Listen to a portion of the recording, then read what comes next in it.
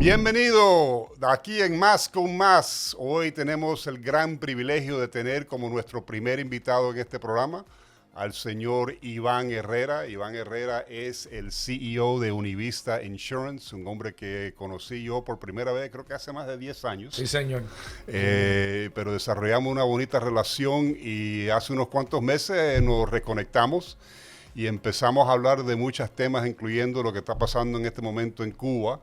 Y ahora, con el inicio de este podcast, se me ocurrió que debería ser muy importante captar un poco, no solamente las ideas de Iván, sino también entender su historia, porque me parece que para lo que les interesa el tema de negocios, de ser empresario, sin duda la historia de Iván Herrera es el sueño norteamericano realizado.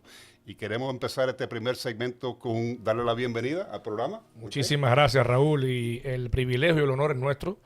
Yo no creo que haya una persona, que exista una persona, que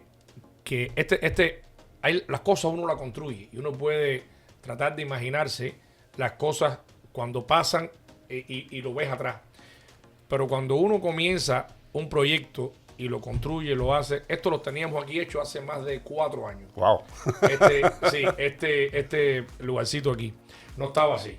Y lo fuimos poniendo cosas y todo eso. Pero yo no creo que exista persona mejor que represente esa bandera que tú. Así es. Eres exactamente la parte americana, la parte cubana, esa cubanía, porque lo que nos unió a ti y a mí es la misma cubanía. Sí.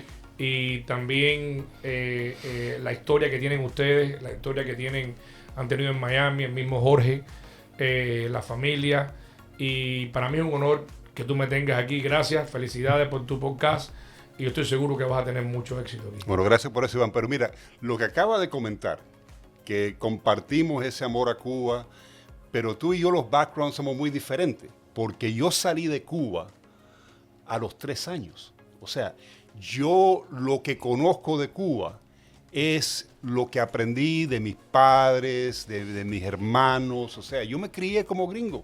Yo nací en este país, o sea, yo soy más bien gringo que cubano. Aunque definitivamente, siendo descendiente de mambises, por estas venas corre una sangre, con unas ganas de ver a Cuba ser reincorporado como una democracia, etcétera, etcétera. Pero tú te criaste en Cuba. Sí. Entonces, lo que tú conoces de Cuba definitivamente que es más relevante a lo que yo he conocido, porque las únicas 2 veces que yo he estado en Cuba han sido cuando fui a visitar, como cortesía de los militares, la base en Guantánamo, visitar los prisioneros la primera vez y otra vez para hacerle un barbecue ahí a las tropas. Pero fue curioso, porque estaba ahí cerca de Santiago de Cuba, donde nací, pero no estaba en Cuba realmente. Cuéntanos de tu experiencia. Bueno, yo me hice hombre en Cuba, yo nací en Cuba, mi niñez fue en Cuba. Con mucha escasez, carecíamos de todo. ¿De qué parte de Cuba? De la parte de Alquiza. Yo soy de la parte sur de La Habana, de un pueblito chiquitico de tierra colorada que hay ahí. Y me identifico mucho con la playa que teníamos, que estaba a 18 kilómetros, que yo iba en bicicleta muchas veces, que se llama todavía la playa de Guanima, lo que queda de la playa de Guanima. Por ahí tengo unas historias, unas vivencias y unas historias preciosas. Ahí aprendí a pescar, ahí aprendí a nadar. ¿Cuántos eran en la familia? ¿Cuántos? Bueno, nosotros somos, mis padres tuvieron 2 hermanos, 2 hijos, que son mi hermano y yo. Y la familia ahora ha crecido, cuando vinimos aquí a este país, vinimos 7 personas y un perro. Mi abuelo era preso político plantado. Después de yo haberme tirado en una lancha y no haber tenido éxito, nos cogieron, nos rompieron la lancha en la orilla y todo. Fueron por problemas técnicos, no por que no pudimos salir. Y problemas de ingeniería de nosotros, los criollos, una ingeniería criolla. Tú sabes que los barcos tienen una propela, un motor que se mueve así y el otro sí. Correcto. Nosotros, eso es calmarlo con lo primero que uno encuentre, y encontramos la propela equivocada, la pusimos y caminaba para atrás. Entonces, sí. Yo quería venir así mismo. Como un cangrejo. Exactamente. Entonces, le pusimos la lancha en la orilla, pasó el guardacosta y la desbarató, se comió lo que teníamos, la carne de puerco que teníamos, se tomó el agua, se tomó la bebida, todo se lo tomó. Y después mi papá me prometió que íbamos a venir, íbamos a aplicar por un... Mi abuelo era preso político, fue un prisionero político, estuvo preso muchos años, estuvo en la cárcel de Boniato, en varias cárceles en Cuba, y fue plantado. Y aplicamos por esa misma razón, por la causa de preso político, y nos aprobaron a siete personas y un perro mínimo. Bueno, si tu abuelo estaba en la cárcel, me imagino que esta tradición de rebeldía ya existía en la familia. O sea, ¿cuándo a ti personalmente te enfrentaste con ese desencanto con el régimen de Fidel Castro? Sí, y para mí es duro porque lo he mantenido siempre en silencio. He tratado cuando yo estaba en Cuba, como todos, yo usé pañoleta. Yo no sabía ni qué era aquello, todo el mundo lo usaba. A mí me pusieron una pañoleta. Cantaba las consignas que todos los niños cantaban. Pero cuando ya yo cumplí 15 años, recuerda que el Mariel, yo tenía en el Mariel, yo tenía 7 años. Yo nací en el 73. En el Mariel, yo tenía 7 años. Entonces, se perdían personas que vivían en mi cuadra.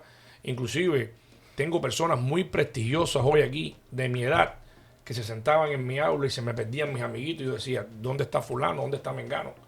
Y que me los he encontrado hoy. Inclusive tengo uno de ellos que es partner mío en una división que tenemos de real estate. Y es una de las personas más inteligentes, de las personas más capaces que yo conozco. Entonces, ellos lo sacaron de Cuba a todas estas personas y decían que era la escoria, que eran las personas que no servían, que eran los que sobraban en Cuba. Y después, con el tiempo, no este amigo mío, pero muchas personas que se fueron ya mayores, regresaron, estábamos hablando 7 u 8 años después, regresaron a Cuba, regresaban con dólares. Entonces esa misma gente que no servían, que no los querían, entonces increíble. Ya yo tenía 15 años y los vi regresar, 16, 17 años, los vi regresar a Cuba y eran los que a Cuba le abrían las tiendas por dólares, podían ir a hoteles, podían tener los beneficios y los privilegios que el cubano de a pie no tenía. Entonces yo mismo, a mi corta edad, yo dije, aquí está sucediendo algo raro. El cubano es discriminado y las personas que vienen de afuera le abren las puertas en todas partes. Y yo no quería eso para Cuba. Entonces ahí yo me di cuenta de que algo estaba pasando. Si gritaba y decía las cosas que me pasó después en la universidad, me iban a detener, me iban a coger preso, me iban ya estamos hablando de mediados de los años 80, 89, más o menos. Ya estábamos hablando del 89, ya estaba en el preuniversitario, ya estaba cayéndose también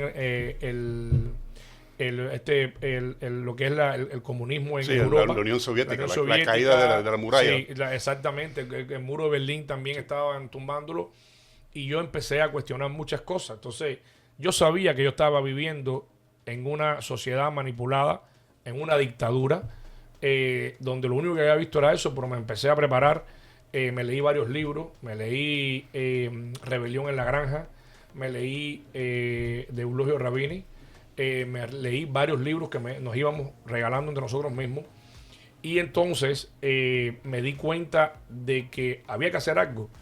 O luchábamos dentro de Cuba sin armas y era directo a una prisión a la muerte, o nos escapábamos del país. Lo único que yo pude hacer, lo digo con toda honestidad y también con toda humildad. Yo me monté en la bicicleta mía. Yo di pinturas para que pintaran abajo Fidel. Un amigo mío que todo el mundo sabe quién es en el pueblo. Hoy estaba muerto, lo mataron. Y también cogí una jaba de piedra y rompí todos los cristales de la vidriera de las carnicerías. Si no había carnicería, no repartían nada. ¿Para qué van a estar eso ahí? Entonces, lo hice yo con otro amigo que nunca voy a decir el nombre. Él está aquí y él sabe lo que estoy diciendo. Y lo hicimos los dos y lo hacíamos cada vez que ponían. Después no pusieron más cristales, pusieron Playwood. Pero me dio el gusto de hacerlo porque era la única manera que yo tenía de protestar. En la universidad puse en una grabadora la canción de Willy Chirino, Ya Viene Llegando, y por poquito me me hacen pagar bien caro todo eso. Pero en el año, bueno, yo intenté irme en el año 92, 2 años después que aplicamos como prisionero político de mi abuelo, de refugiado político. Entonces nos aprobaron, a mí, a mi esposa, a mi papá, a mi mamá, a mi hermano. Mis padres eran médicos, a mi hermano, mi tío y mi abuelo. Llegamos aquí a este país, que me acuerdo que como no habían vuelos directos, porque cuando aquello estaba reciente, los de Hermanos a Rescate, Correcto. que los habían tumbado, fuimos a México, estuvimos 9 horas en México y después volamos aquí. Y una pregunta, ¿tú estudiaste biología? Biología estudié. Me gradué en el mismo 96, me dieron la graduación. Yo no participé porque ya me había ido, pero el que repartió los títulos fue Fidel Castro. Wow. Sí, porque decían que eran los 70 años del comandante y el que repartió, y preguntó por qué yo no estaba en la silla esa. Pues me había graduado con honores también. Para cómo. Oye, y entonces llegaron todos juntos. Sí, llegamos. Bueno, se me quedó mi abuela y mi abuelo, que no los pude ver más, no los pude enterrar. Se quedaron por parte de madre. Bueno, los que criaron a mi mamá también en Oriente. Mi abuela y mi abuelo por parte de padre. Se quedó parte de la familia y toda la familia de mi esposa. Mi esposa vino para acá conmigo solita. Gracias a Dios los tenemos todos del lado acá. Mi abuelo, por el que vinimos para acá, el preso político, nos duró hasta hace 4 o 5 meses, que murió a los 96 años. Wow. No vio Cuba libre.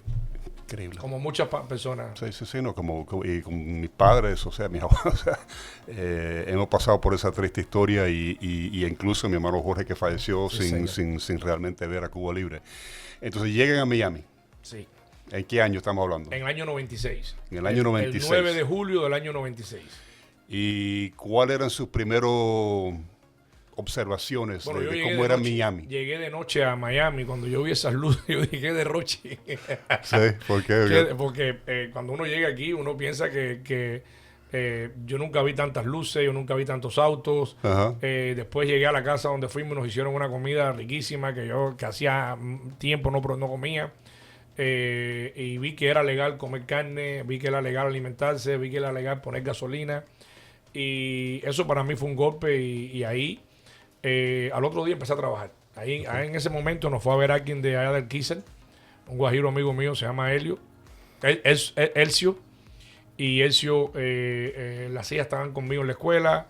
Mi papá era el médico de él, muy amigo de mi papá. Y al otro día me fui con él para la construcción.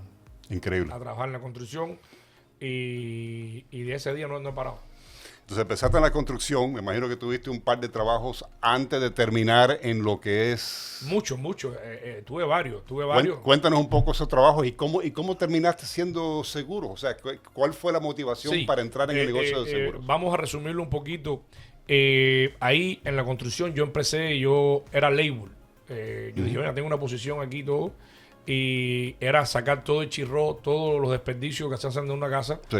Y inclusive estaba ilegal, trabajando ilegal porque no tenía papeles todavía, acababa de llegar. A pesar de haber llegado legal, todavía no tenía la legalidad mía dentro de este país. No me había integrado, no tenía Social Security, no tenía nada todavía hasta que no hiciera todos los trámites. Y entonces ahí empecé a trabajar. Ya yo estaba, dice mi esposa, me levantaba de madrugada. Yo me casé a los 20 años en el 94, llegamos en el 96. Ella me despertaba de noche y me decía, oye, estás llorando. Y eran los dolores que yo tenía, yo nunca había trabajado tan fuerte. Y estaba trabajando con muchachos que todavía sé de ellos. Yo pregunté por ellos y todavía están trabajando donde mismo, porque esa persona, esto que es la casualidad que también hemos compartido algunos negocios juntos y todo, el que era dueño de aquella compañía, que era de mi pueblo. Una persona muy prestigiosa, construye casas muy buenas aquí y todo, y es vecino mío. Entonces, para que tú veas, en toda trayectoria, en donde quiera que uno haya trabajado, uno tiene que hacerlo bien y portarse bien y trabajar con honestidad. Ese es el sello que uno se cree aquí cuando tú no conoces a nadie ni nadie te puede dar una oportunidad. Vamos a tomar una pausa breve y regresamos en unos minutos con esta historia interesantísima de Iván Herrera, CEO de Univista Insurance. Quédate con nosotros.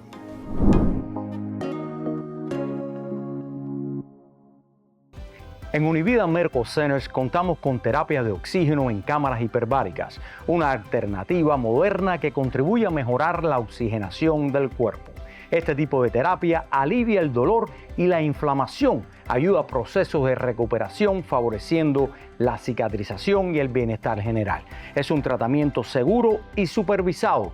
Pregunte hoy por este servicio y agende una visita de cortesía en el centro médico más cercano. Univida, donde salud es vida.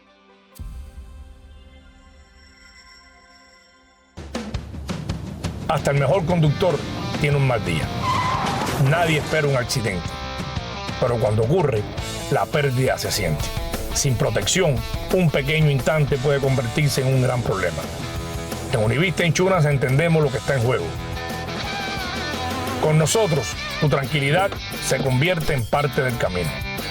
Como Maggi, asegúrate con los mejores. Univista Insurance, su mejor opción.